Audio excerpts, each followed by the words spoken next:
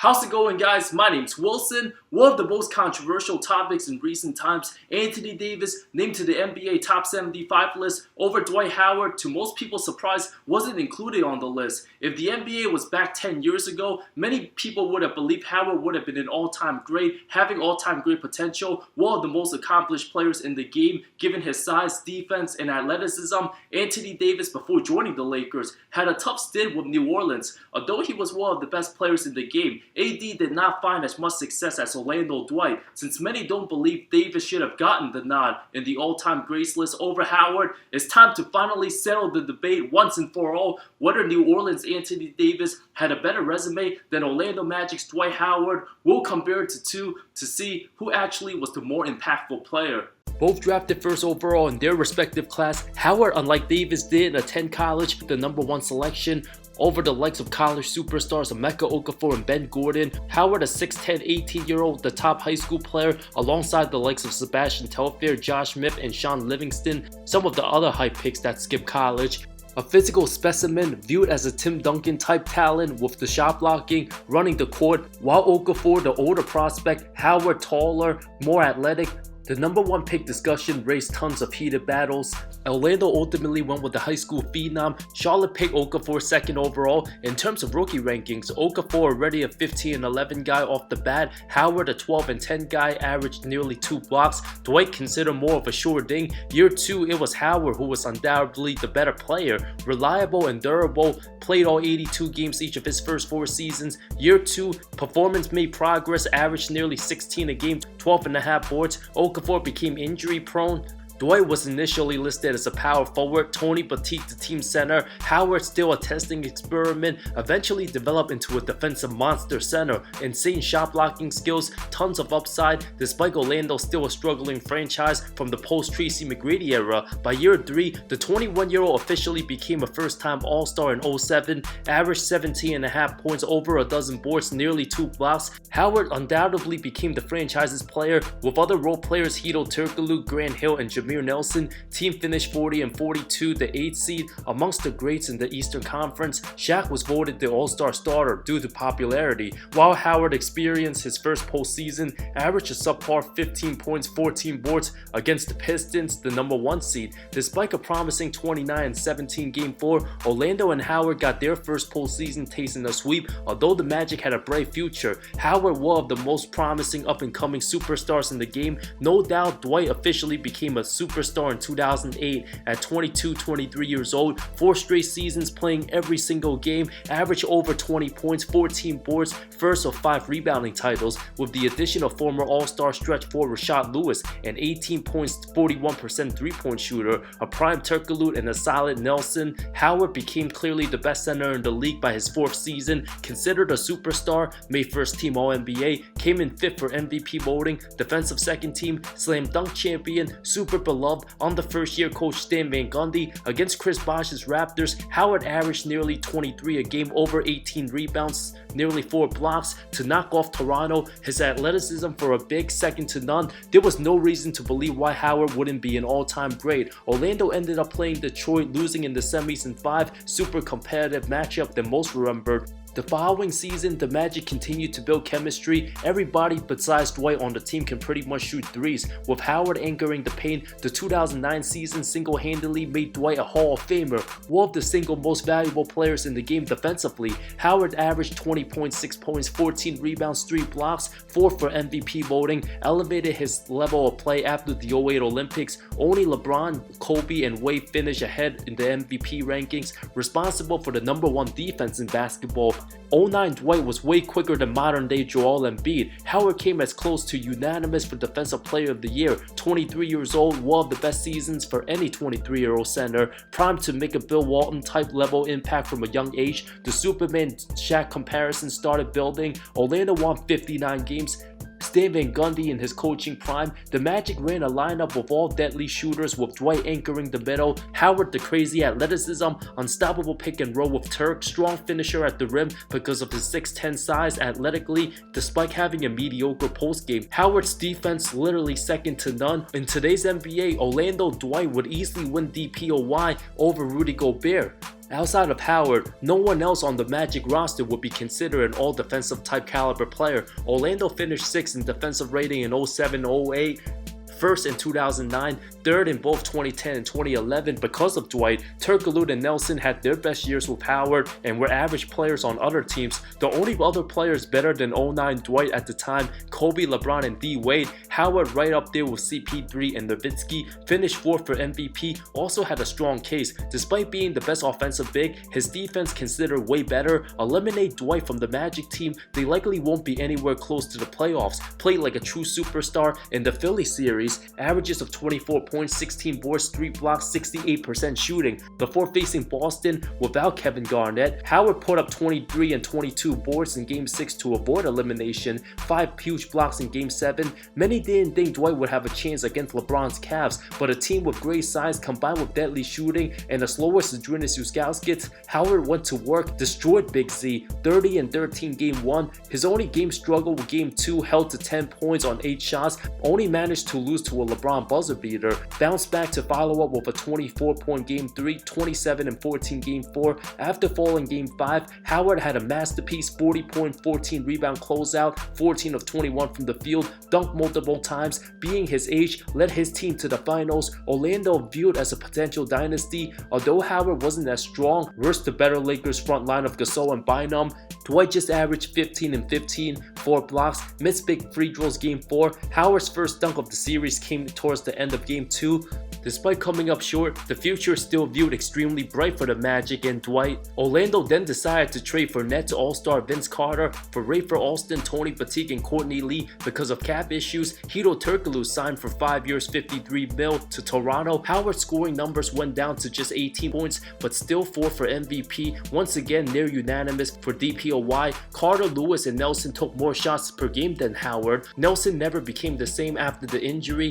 59 regular season wins. Howard didn't need to do much in the first round, averaged just 10 and 9 with 5 blocks against the Bobcats, convincing sweep, cruised through the Eastern Conference Finals, swept the 3rd seed Hawks. Howard averaged 21, 13, and 3 on a ridiculous 84.5% shooting for the series. Howard converted on 27 of 32 shots, all win by double digits. Looked like Orlando was gonna knock off the old Boston team to get back to the finals. Howard and the Magic got a taste of their own medicine though. The bigs of Perkins, a healthy Garnett, and Rasheed, too overwhelming. The story of the series wasn't Dwight struggling, but Paul Pierce destroying Vince Carter. The True put up over 24 and 8. Carter held to under 14 points, 37% from the field. Orlando would have been better off with Turkoglu this series. While Lewis, Petrus, and Matt Barnes all held to under 40% shooting, Howard's 22 and 11, nowhere near good enough. The following year, Carter traded with Gortat and Petrus to the Suns for Turkoglu. Turk and Rashad Lewis declining into their early 30s.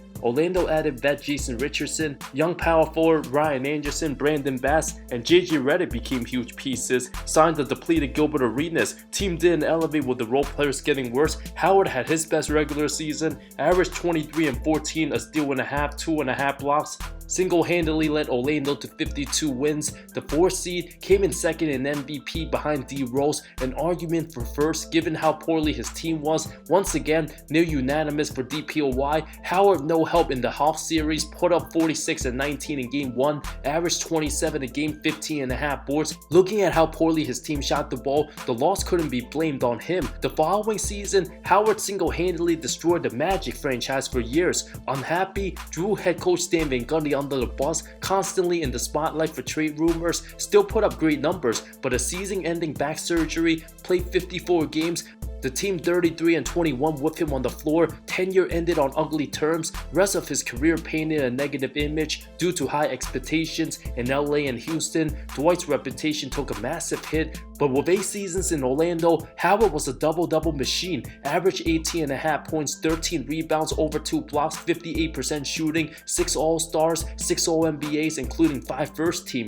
5 defensive team, 4 of whom defensive first, a top 5 MVP candidate 4 times. If Howard would have retired after 2012, he easily would be in the Hall of Fame without question, but given his attitude over the years, many still question his status. Howard was still only 26 years old when leaving the Magic. Of all the all-time greats, Dwight's resume on paper, being a non-champion at 26, one of the best resumes for anybody that age. Now on to Anthony Davis with New Orleans, who made the top 75 over Howard. 7 seasons with New Orleans, the #1 pick fresh off a national title of Kentucky. Davis coming into the draft had more hype than Howard, would have gone #1 over Dwight if they were in the same class. A KMS prodigy, drew comparisons as a combination of Kevin Garnett and Marcus Camby. Just like Dwight, AD had a decent rookie season, 13.5 points, 8 rebounds, 2 blocks on a rebuilding team, did not win Rookie of the Year. Davis officially became an All-Star by year 2, age 20, but played just 67 of 82 games. From a health standpoint, Davis missed more games his rookie year than Dwight's first 7 seasons combined. Dwight played all 82 in 5 of his first 6 years. Davis will likely never play more than 75 games a season given his body. Howard's first 8 seasons missed a total of 19 games. Davis's first 2 years alone already missed 33. Davis just as good a shot blocker as Dwight, a better scorer and offensive player. Both have different bodies, AD more finesse, Howard physically well built. Year 2 averages of nearly 21 a game, 10 boards, led the league in blocks at nearly 3 a game. But year 3, Davis broke out, becoming a true superstar and arguably a top 5 player. 2015 Davis, more established than Howard in 07 and 08, became the best power forward in the league, 24.5 points, 10 rebounds and 3 blocks. Despite missing 14 games, New Orleans 39 and 29 with him, a squad with Eric Gordon, Tariq Evans, Ryan Anderson, and a banged up Drew Holiday, finished 5th for MVP voting. 45 wins as the 8th seed, fantastic playoff numbers of 31.5 points, 11 boards, 3 blocks, but swept by Golden State, earned first team all honors in year 3. It took Howard 4 seasons making first team, while Davis second team all defense, signed a 5-year extension of $140. The reason for New Orleans' struggles in 2016, you guessed it, Davis's continuous injuries, missed 21 games, had very similar stats to year 3, team finished just 30 and 52, AD season ended with a knee injury along with a tore labrum in his shoulder. Year 5, Davis was pretty healthy, played 75 games, first game of the season had 50 points, averaged 28 and 12, but the team struggled, 34 wins, added DeMarcus Cousins late, Drew Holiday missed 15 games, AD All-Star Game MVP, a record best 52 points that game, All-NBA first team, but Howard was more impactful in year 5. There were questions whether Davis would ever be good enough as a true franchise superstar since his team wasn't winning at a high level, while 2018,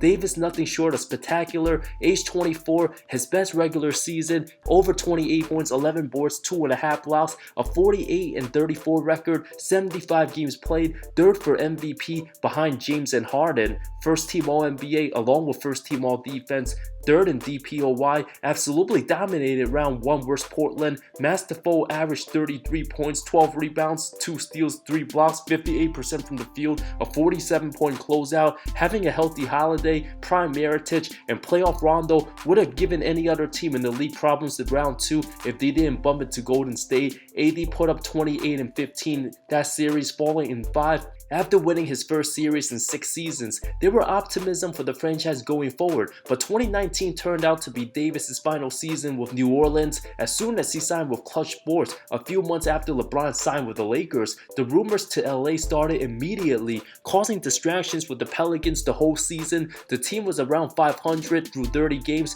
Davis, a year and a half left on his contract, suddenly demanded out. Agent Rich Paul just as vocal. Davis, known for his quiet personality, all of a sudden got hostile. Many were shocked to see Davis so angry and frustrated. Fined $50K with New Orleans, in control of holding him. Some thought he might be traded before the deadline, but turns out the team decided to keep him, limited his minutes, and pretty much tanked the rest of the way. 56 games played. His ending with New Orleans just as ugly as Howard's last season with the Magic. Both basically quit on their team mid-season. AD 7 seasons, averaged 23.7 points, 10.5 boards, 2.5 blocks. Davis played 81% of the possible games, while Dwight played 97%. Howard missed a total of just 19 games with Orlando. Davis a whooping 116 of them. Howard more playoff success, not even close, 57 games, 11 total series. Davis just 3 total series. Howard 6 series wins. Davis just 1 series win.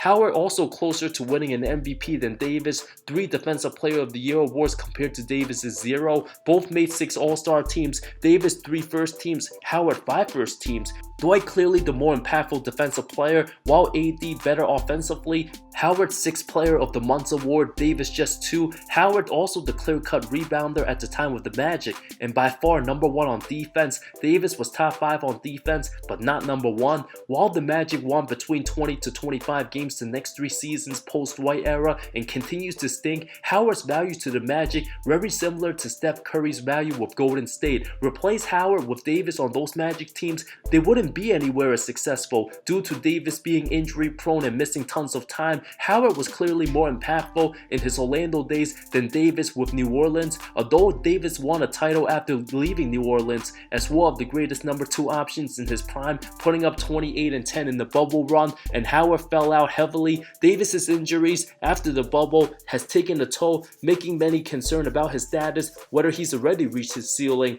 while Howard never truly reached his full potential due to bad habits and a terrible teammate, a bad foul shooter who lacks post moves, should have been a 29 and 15 guy in his prime. But Orlando Magic's Dwight Howard, clearly more impactful than New Orleans' Anthony Davis. Howard's impact way greater, better team success, playoff success, more valuable. Prime Dwight single-handedly led the team to top 5 on defense despite having terrible defenders. While Davis failed to reach 50 wins, Dwight won 50 plus half his seasons with the Magic. No doubts, no questions, no debate. Given our short-term memory, many can argue Davis's first year with the Lakers winning the title trumps every big moment Dwight brought to the Magic. A lot of my longtime followers know how strongly I feel about Howard's attitude over the years, but no denying Orlando Magic's Dwight Howard was more than just a great player. It's an absolute travesty for anybody to truly believe New Orleans' Anthony Davis was more impactful than Magic's Dwight Howard. Anybody who actually thinks that has not watched the NBA during the late 2000s to early 2010s era. But given how much better Magic Dwight was than New Orleans Davis,